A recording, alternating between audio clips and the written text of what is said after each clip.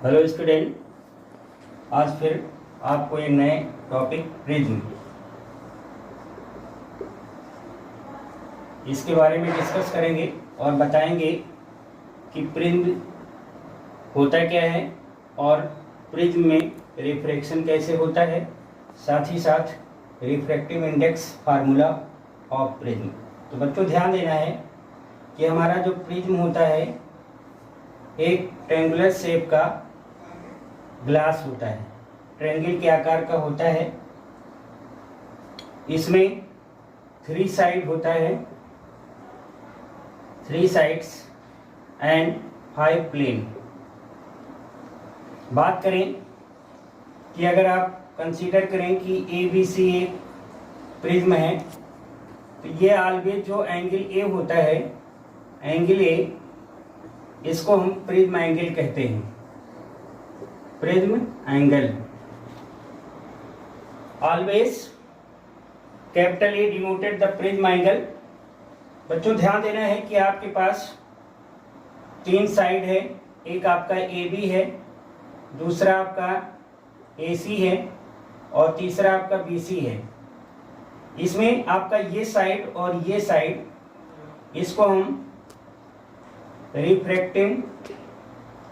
Refracting surface कहते हैं या रिफ्रैक्टिंग साइड कह सकते हैं, क्योंकि इसी साइड से आपकी लाइट आपकी इंसिडेंट होती है और इस साइड से आपको बाहर निकलती है। ध्यान देना है कि जो साइड BC होता है इसको हम बेस कहते हैं, बेस साइड।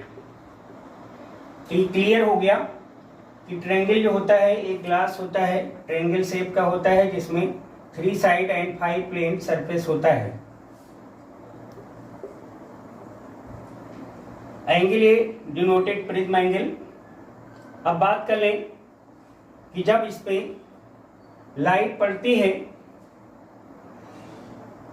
जो लाइट पड़ेगी इसको हम इंसिडेंट रे कहते हैं, इंसिडेंट रे।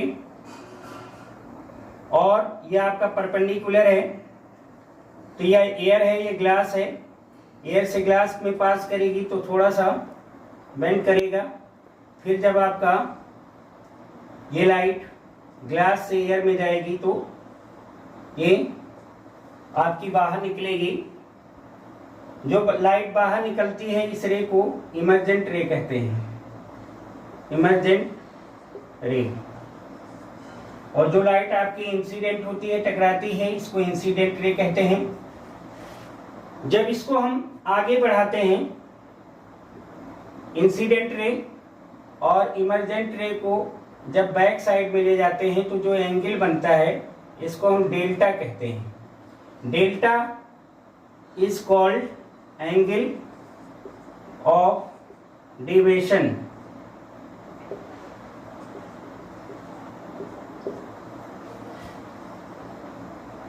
तो ध्यान देना है कि आपने देखा एंगल आई, इसको क्या कहते हैं, एंगल ऑफ इंसिडेंस। डेल्टा क्या है, इसको हम angle of deviation, angle of deviation कहते हैं। ध्यान देना है कि अगर हम ग्राफ प्लॉट करते हैं आई और डेल्टा के बीच में, तो ग्राफ कैसे बनेगा, देखिए ये आपका एक्स एक्सिस है और ये वाई एक्सिस है। एक्स एक्सिस पर आपने आई लिया, एंगल ऑफ इंसिडेंस, और वाई एक्सिस पर एंगल ऑफ डेविएशन। तो आप देखेंगे कि अगर हम आई और डेल्टा की वैल्यू को मेजर करें और ग्राफ को प्लॉट करेंगे, तो शुरुआत में होता क्या है कि जब एंगल आप इंक्रीज करते हैं तो डेल्टा की वैल्यू डिक्रीज होती है, लेकिन एंगल आई को और इंक्रीज करेंगे तो एक कंडीशन आएगा जहां पे हमारी डेल्टा की वैल्यू भी इंक्रीज होगी। The minimum value of delta, the minimum value of delta at a certain angle of I is known as delta M. Delta M is called minimum angle of deviation, minimum minimum angle of deviation. तो ध्यान देना है कि आपसे ये पूछा जाता है, ग्राफ इंपॉर्टेंट भी है, you are plotted graph between I delta. तो आपने देखा इस ग्राफ में क्लियर क्या है कि अगर हम आई को इंक्रीज कर रहे हैं तो उस केस में डेल्टा की वैल्यू डिक्रीज हो रही है, लेकिन एक ऐसा पॉइंट जहां पे अगर डेल्टा, जहां पे आई को और इंक्रीज करते हैं तो डेल्टा की वैल्यू भी इंक्रीज होती है। The minimum value of delta at a certain angle of I is known minimum angle of deviation. तो ये ध्यान रखना है बच्चों कि अभी आपने देखा प्रिज्म और आई डेल्टा के बीच में ग्राफ। अब बात करेंगे हमारा रिफ्रैक्शन थ्रू अ प्रिज्म, बड़ा ही इंपॉर्टेंट है रिफ्रैक्शन थ्रू अ प्रिज्म। इसके बारे में हम डिस्कस करेंगे। सबसे पहले इसके डायग्राम को अच्छी तरह से आपको स्टडी करना है, रिफ्रैक्शन थ्रू अ प्रिज्म, क्योंकि अगर आपने डायग्राम को अच्छी तरह से समझ लिया तो फिर इजी वे में आप इसकी डेरिवेशन को इजी वे में कर सकते हैं। तो रिफ्रैक्शन थ्रू अ प्रिज्म, इसकी हेडिंग लगाइए और सबसे पहले डायग्राम को समझने की कोशिश करिए। देखिए यह आपका प्रिज्म है, consider A B C. Suppose that यहां से लाइट आपकी इंसिडेंट होती है, पड़ती है लाइट, इसको आप इंसिडेंट रे बोलते हैं। इंसिडेंट रे यह आपका परपेंडिकुलर है, यहां पे लाइट पहुंचेगी तो परपेंडिकुलर और इंसिडेंट के बीच में जो एंगल बना, angle of incident denoted by I1, air से ग्लास में जाएगा, हल्का सा बेंड करेगी और फिर लाइट यह आपका परपेंडिकुलर आ जाएगा और यहां से फिर ग्लास से एयर में पास करेगी, जिसको आपने देखा कि इमर्जेंट रे कहते हैं। बच्चों ध्यान देना है कि अगर हम इस इंसिडेंट रे को आगे की ओर फॉरवर्ड करते हैं और इसको पीछे की ओर ले जाते हैं तो ये जो एंगल बनता है यह आपका एंगल ऑफ डेविएशन होता है। अभी हमने इसको एक्सप्लेन किया है। अब बात करें, यह आपका नॉर्मल है और ये लाइट आपकी बाहर निकल रही है तो यह एंगल आपका क्या हो जाएगा, I2। देखिए हमारा होगा क्या, ये परपेंडिकुलर है और ये आपकी लाइट जो एंगल ऑफ रिफ्रैक्शन होगा यह आपका क्या होगा, R1, और ये आपका अगर I2 है तो ये आपका क्या होगा, R2। am I right?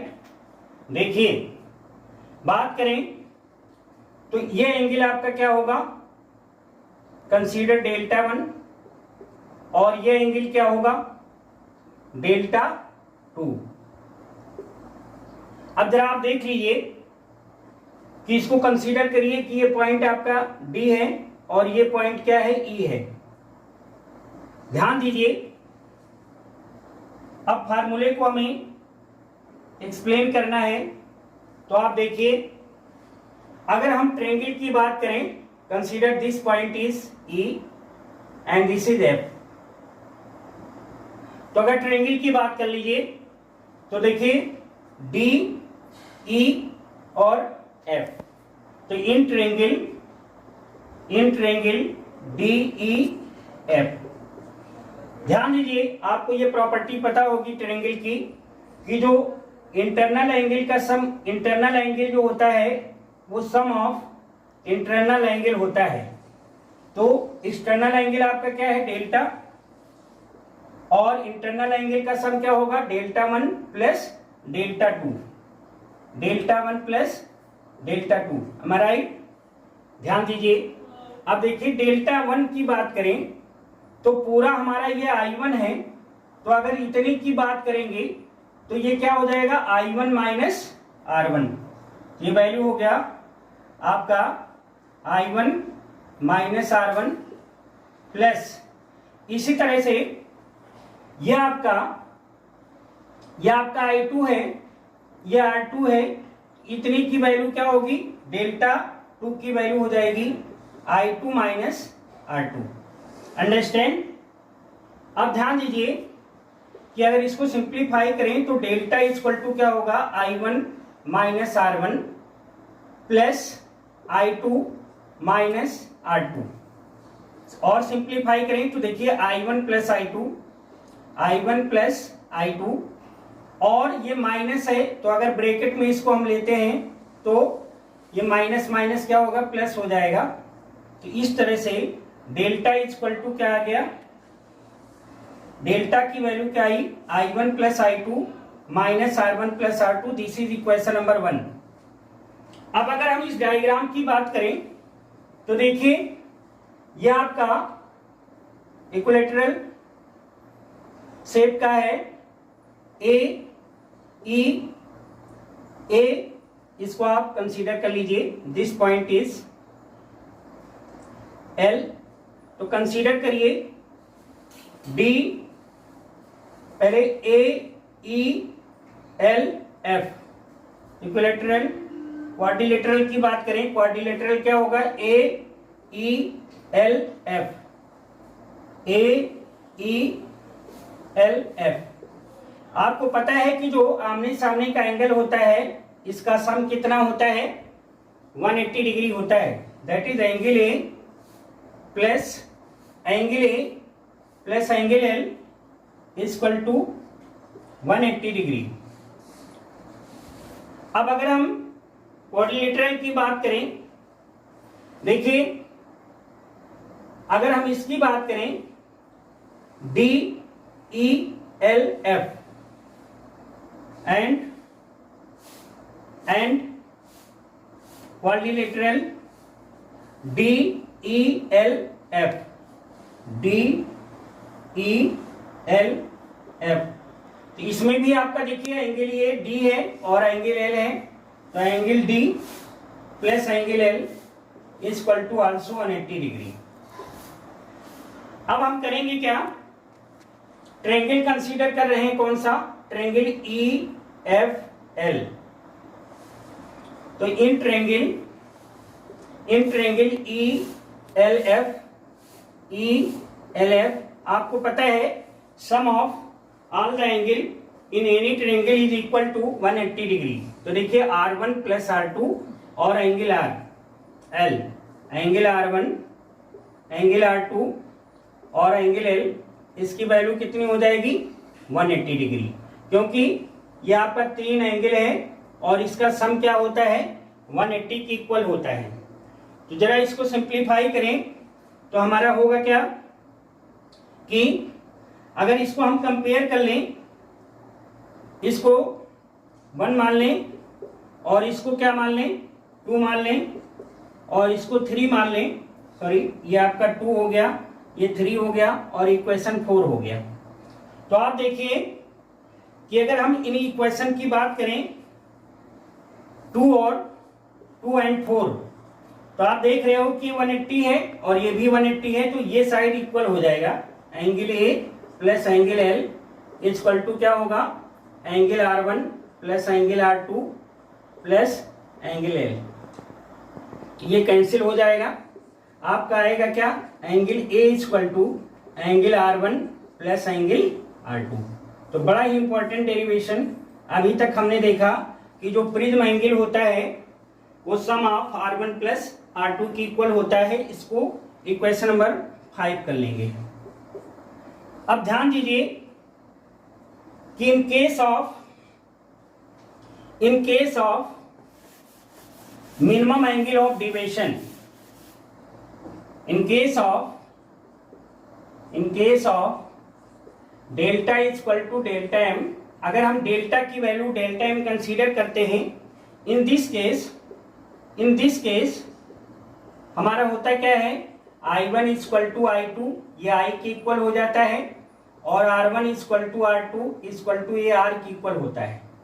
जैसे हमारा डेल्टा डेल्टा एम में कन्वर्ट होगा, in this case I1 plus I1 is equal to I2, ये I के इक्वल होगा, और R1 is equal to R2, ये R के इक्वल होगा। तो जरा देखिए इक्वेशन 1 की बात करें, तो इक्वेशन 1 में आप देख रहे हैं कि डेल्टा कन्वर्ट हुआ किस में, डेल्टा एम। तो जो I1 I2 है ये I के इक्वल हो जाएगा, I प्लस I, और डेल्टा एम में कन्वर्ट हुआ तो जो R1 R2 है ये R के इक्वल हो जाएगा, तो R प्लस R। तो अगर हम सिंप्लीफाई करें तो डेल्टा एम इक्वल टू क्या आ गया, 2I माइनस 2R। अब बात करें तो अभी आपने देखा इन case of minimum angle of deviation जो हमारी वैल्यू होती है R1 R2 ये भी इक्वल हो जाता है, तो कह सकते हैं एंगल ए इक्वल टू क्या हो जाएगा, R plus R, that is angle A equal to क्या होगा, 2R।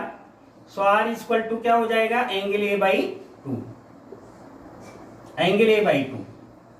तो अगर रिलेशन की बात करें तो एंगल ऑफ जो रिफ्रैक्शन होता है ये हाफ होता है एंगल ऑफ प्रिज्म के। अब जरा बात कर लें R की वैल्यू अगर हम यहाँ पे रखें तो देखिए delta M equal to 2I minus 2 into R की जगह पे क्या राइट करेंगे, एंगल ए बाई 2, तो कैंसिल हो जाएगा, इसको आप इधर लाएंगे तो माइनस से प्लस हो जाएगा, that is A plus delta M equal to क्या आया, 2I। So I equal to क्या होगा, A plus delta M by 2, right. तो ये आपने देखा कि एंगल I की जो वैल्यू है उसमें क्या रिलेशन आया, I equal to A plus delta M by 2। अब आपको पता है कि what is the Snell's law, you know that the refractive index mu equal to sine I upon sine R, you know that. तो जरा देखिए sine I की वैल्यू कंसीडर क्या आपने डिटरमाइन किया है, A plus delta M by 2, और अपान साइन R की वैल्यू एंगल ए बाई 2।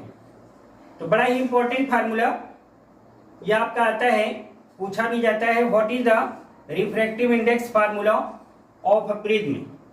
तो इस पर न्यूमेरिकल भी है, फार्मूला क्या होता है, mu equal to sine A plus delta M by 2 upon sine A by 2, where angle A ये आपका होता है प्रिज्म एंगल, डेल्टा एम क्या होता है, डेल्टा एम क्या होता है, minimum angle of deviation, minimum angle of deviation. इस तरह से इस पर न्यूमेरिकल आता है। अब हम बात करेंगे तो आपने देखा इस फार्मूले को कई स्टेप में बोर्ड में पूछा जाता है, जिसमें कभी कभी तो R equal to angle A by 2, कभी कभी इसी को mu equal to sine A plus delta M by 2 upon sine A by 2 के रूप में पूछा जाता है, कभी कभी I equal to A plus delta M by 2। तो ये आपका इंपॉर्टेंट है, अलग अलग रूपों में ये फार्मूला आपसे इस्टेब्लिश करने के लिए पूछा जाता है या पूछा जाता है सो दैट। अब हम बात करेंगे कि जो हमारा डेल्टा होता है वो कौन कौन से फैक्टर पे डिपेंड करता है, तो इसको भी समझ लीजिए। जो हमारा डेल्टा है, what is delta, delta is called minimum angle of deviation. तो अब बात करेंगे कि जो हमारा डेल्टा होता है ये किस पे डिपेंड करता है, कौन कौन से फैक्टर्स होते हैं जिस पे डिपेंड करता है। पहली बात देखिए, ये 4 फैक्टर है इंपॉर्टेंट जिस पे डिपेंड करता है, 1 2 3 4। पहला फैक्टर जिस पे डिपेंड करता है डेल्टा वो एंगल ऑफ डेविएशन है, sorry I angle of incidence, दूसरा एंगल ऑफ प्रिज्म, तीसरा जो फैक्टर होता है वो आपका रिफ्रैक्टिव इंडेक्स म्यू, और चौथा फैक्टर जो होता है वो हमारा वेवलेंथ ऑफ लाइट। तो ये 4 फैक्टर होता है, किस पे कैसे डिपेंड करता है, तो इसको समझना है कि कौन सा फैक्टर किस पे डिपेंड करता है। तो देखिए आई तो हमारा बताया था, आई और डेल्टा में ग्राफ के द्वारा बताया था कि आई शुरू में क्या होता है, इंक्रीज होने पर डेल्टा की वैल्यू डिक्रीज होती है, और जो है एक certain minimum value of delta M के बाद इसकी वैल्यू इंक्रीज होता है। तो आई और डेल्टा में शुरुआत में पहले इंक्रीज होगा तो डेल्टा डिक्रीज होगा, and after that if I is increase then delta is also increase. बात करेंगे एंगल ऑफ प्रिंस पर कैसे डिपेंड करता है, तो फार्मूला जो होता है डेल्टा इज इक्वल टू, ये फार्मूला होता है आपका n-1 इंटू ए। तो आप देख रहे हो कि डेल्टा अगर बढ़ रहा है तो एंगल ऑफ प्रिंस भी क्या होगा, इंक्रीज करेगा, तो डायरेक्टली प्रोपोर्शनल होता है। अगर रिफ्रैक्टिव इंडेक्स की बात करें तो रिफ्रैक्टिव इंडेक्स और डेल्टा इसमें भी अगर एक डिक्रीज होगा तो दूसरा भी क्या होगा, डिक्रीज करेगा, या इंक्रीज होगा तो इंक्रीज हो जाएगा। वेवलेंथ की बात करें तो वेवलेंथ ऑफ अगर ज्यादा है तो जो डेल्टा होगा वो कम होगा। मतलब क्या है, अगर वेवलेंथ ऑफ लाइट इंक्रीज कर रही है तो जो डेल्टा है वो डिक्रीज करेगी। इसीलिए हम कह सकते हैं delta B violet greater than delta R. क्यों? क्योंकि जो हमारा आर होता है इसका वेवलेंथ क्या होता है, ग्रेटर होता है। तो ग्रेटर है तो इसका डेल्टा की वैल्यू क्या होगी, कम होगी। वायलेट की कम होती है तो इसका डेल्टा क्या होगा, ग्रेटर होगा। तो इस तरह से आपने देखा इस वीडियो में कि आपका प्रिज्म क्या होता है, और रिफ्रैक्शन थ्रू प्रिज्म में जो आपका फार्मूला बड़ा ही इंपॉर्टेंट हमने ड्राइव किया, mu equal to sine A plus delta M by 2 upon sine A by 2। साथ ही साथ आपने देखा आई और डेल्टा के बीच में graph minimum angle of deviation क्या होता है, और जो हमारा एंगल ऑफ डिविएशन होता है वो कौन कौन से फैक्टर पे डिपेंड करता है। तो इसको अब न्यूमेरिकल के लिए फार्मूले को एक जगह आपको राइट कर दे रहे हैं, इसको आप नोट कर लीजिए, और इससे रिलेटेड आपको न्यूमेरिकल करना है।